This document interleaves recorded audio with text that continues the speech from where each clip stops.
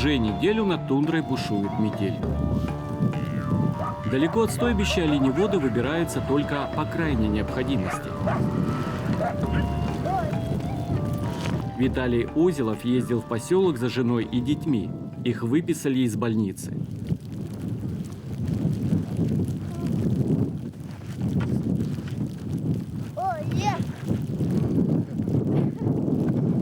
В стойбище всего 3 чума.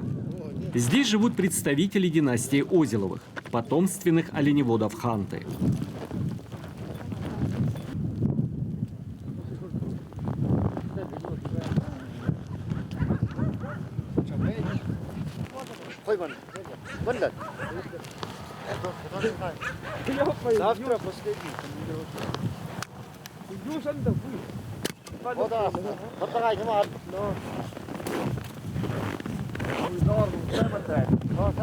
Завтра последний. Dakar ехали, это видите, машина дорог не видно.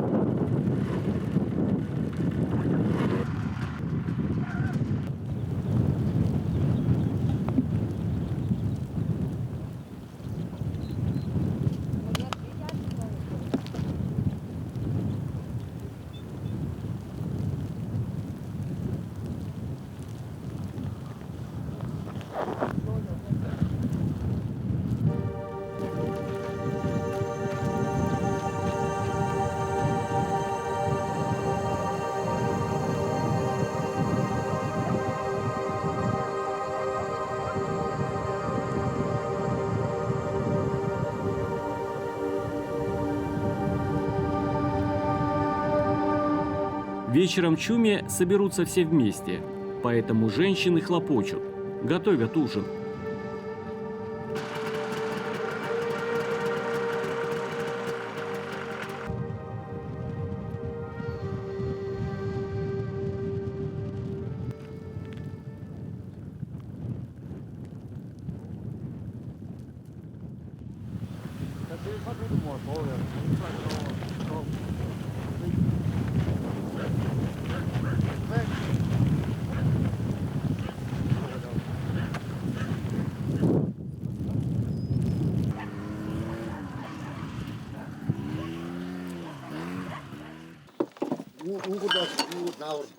Те, у кого свободная минутка, смотрят фильм. Его привезли столичные гости.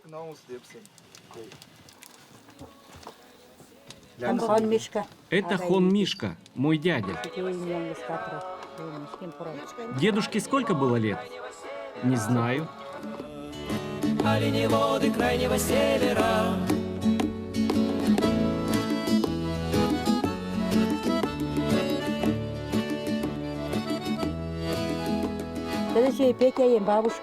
Это бабушка Пети.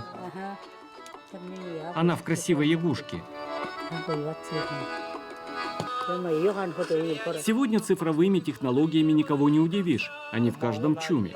Язык оленеводов пополнился новыми словами. Флешка, ноутбук, iPad. Это твоя тетя Рая? Это моя бабушка Просковья.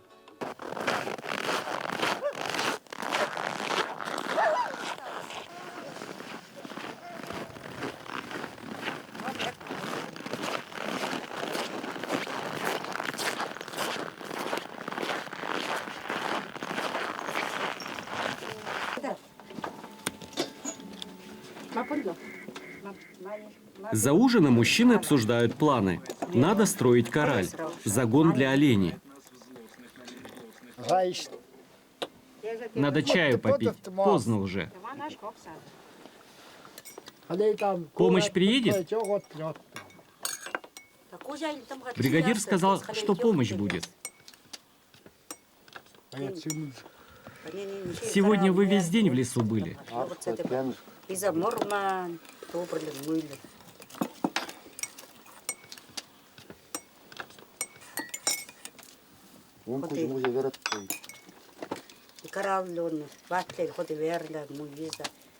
Сетку привезли уже? Привезли.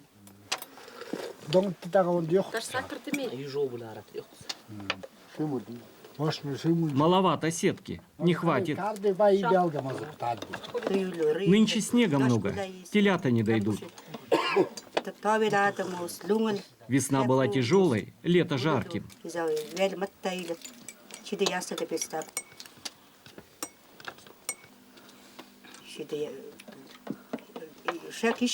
Очень холодно. Олени не заболеют?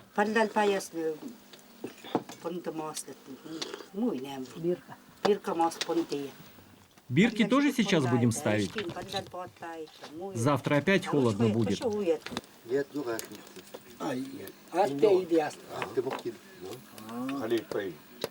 На буранах поедете? нет. Да, на буранах. К вечеру должны добраться. Техника мороз выдержит? Может, на оленях поедете? Какие олени? На буранах быстрее. Деревья замороженные, гвоздь не забьешь. Сколько сможем, столько забьем.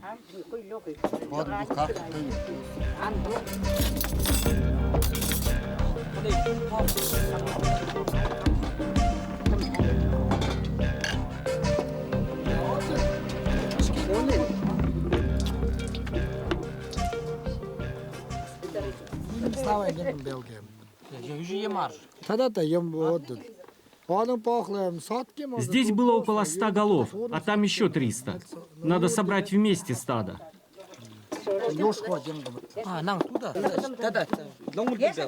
Мы далеко оставили оленей.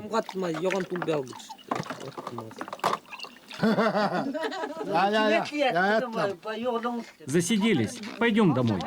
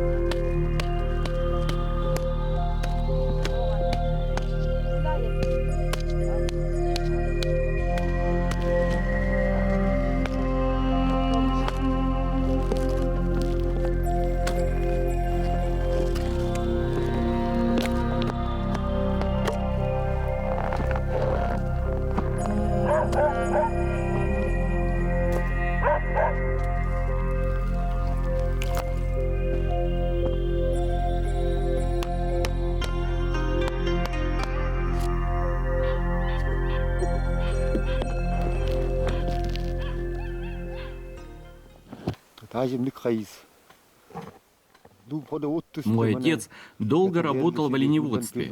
Сейчас он на пенсии, в поселке живет. Теперь я иду по путям и дорогам его косланий.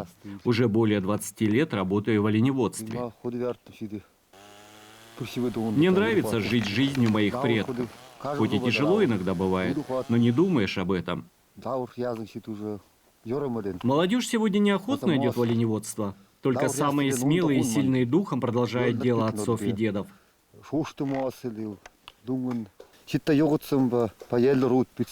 Я после школы остался в Чуме жить. Потом армия и снова вернулся в оленеводство. Позже женился. Здесь моя земля, моя родина. И мамуем тогда.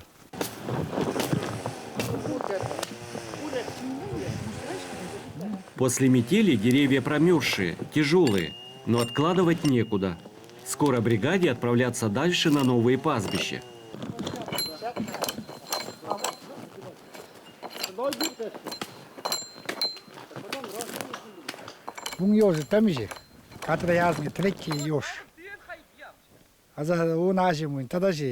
Вот по этим дорогам ездили наши отцы и деды. Теперь мы их осваиваем. Раньше на этих пастбищах были 3 оленеводческих бригады.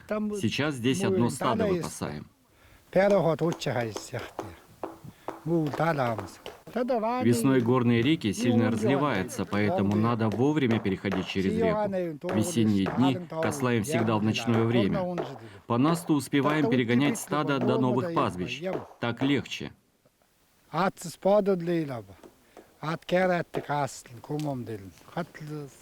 весеннее время пасти стадо выходим по 2-3 пастуха. Наступает время оттела, когда рождаются на свет маленькие телята. Здесь надо быть особенно предусмотрительными.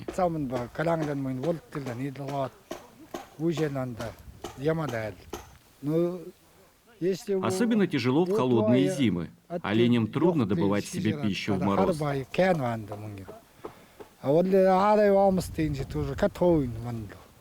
Сейчас много снега, оленям тяжело. Да и волки, росомахи знают свое дело. По большому снегу им только и в путь за оленем.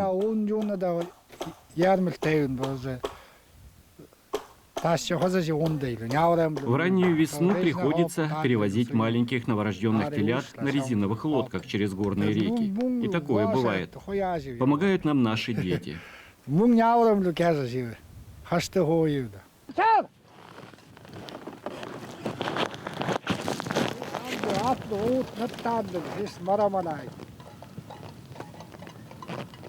Семена Озелова тоже непростая задача – пригнать стадо по глубокому снегу.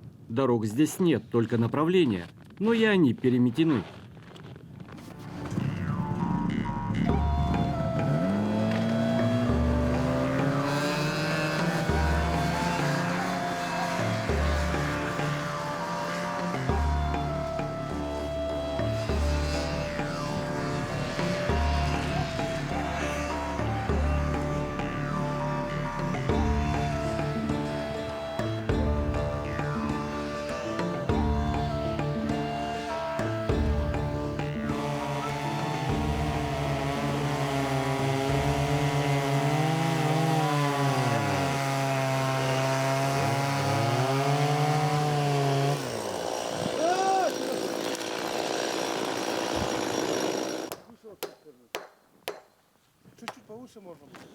Кораль, над которым мужчины будут трудиться не один день, нужен для просчета оленей, биркования и вакцинации.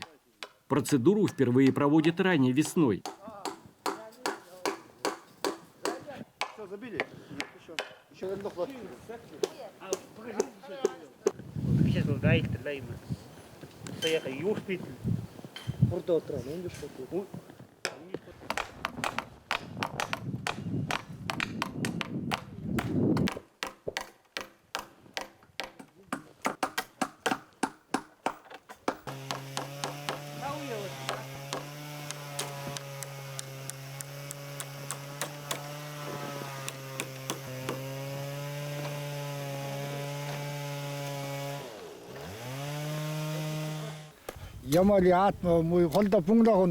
Таежное оленеводство имеет свою специфику выпаса. Большие сугробы – напасть для оленей. Зимой покоя не дают волки и росомахи. Здесь и на лыжах приходится побегать, и пешком, и на снегоходе. Вот так в 30-градусный мороз оленеводы и трудятся, не жалея собственных сил, чтобы сохранить поголовье северного оленя. Часто заказываем топливо для буранов родственникам Салихард. Хорошо, что в наше время и связь ловит хорошо. Из Чума можно позвонить, и привезут топливо, продукты.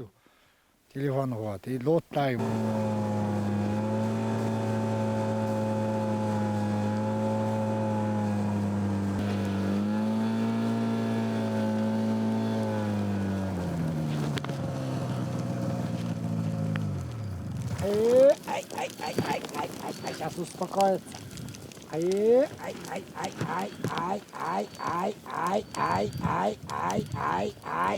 Я там аркад забыл. Я же шимуль уже. Зимой собрать стадо легче на снегоходе, быстро. Если есть недостача, то это сразу видно. Мы, оленеводы, помним и знаем каждого оленя в лицо. Палятты паванды, киме тажаман, подлемоватла. А то рубты. Большое подспорье – современная техника, снегоходы и спутниковые телефоны. Сейчас и на озере Ворчато поставили вышку. Поэтому связь в наших местах везде берет. Есть спутниковый телефон, очень удобно. Всегда можно позвать на помощь. В таежных условиях всякое бывает. Рация, кенжик все рубты.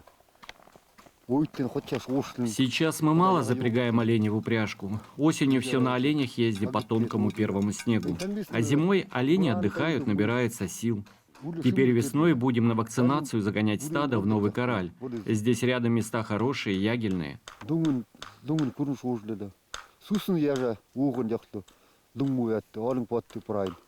Тяжело бывает. На лыжах приходится много ходить. Здесь надо много работать. Осенью для просчета снова в этот кораль загоним оленей. Не зря строим. В тайге выпасать оленей непросто.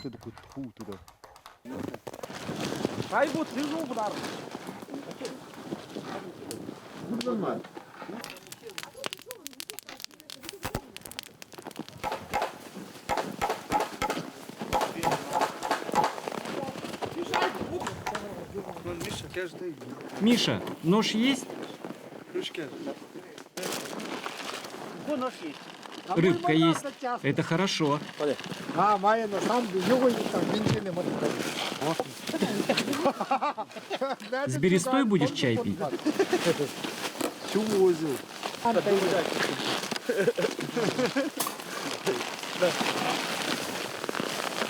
Чай на морозе остывает быстро. Теперь стадо на месте. Вот и хорошо.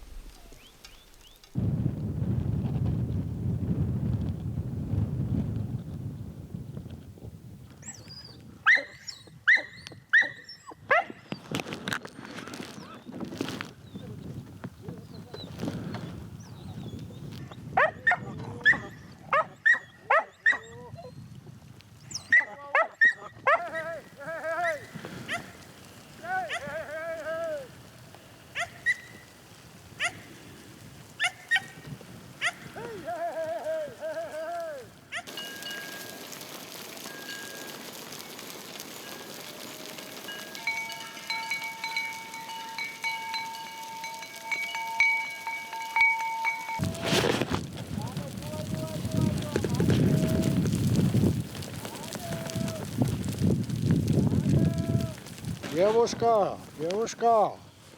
Ого-го-го. На.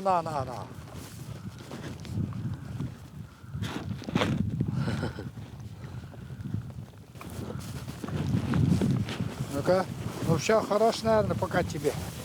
Аси кырды елбин ташхыжы вандыла хорас мыгорбы уды. Весенние дни у оленеводов пора суетливая. Надо и продукты закупить, позаботиться о медицинской аптечке, подготовить нарты. Уже совсем скоро, с приходом теплых дней, мы продолжим свой путь через горы Полярного Урала.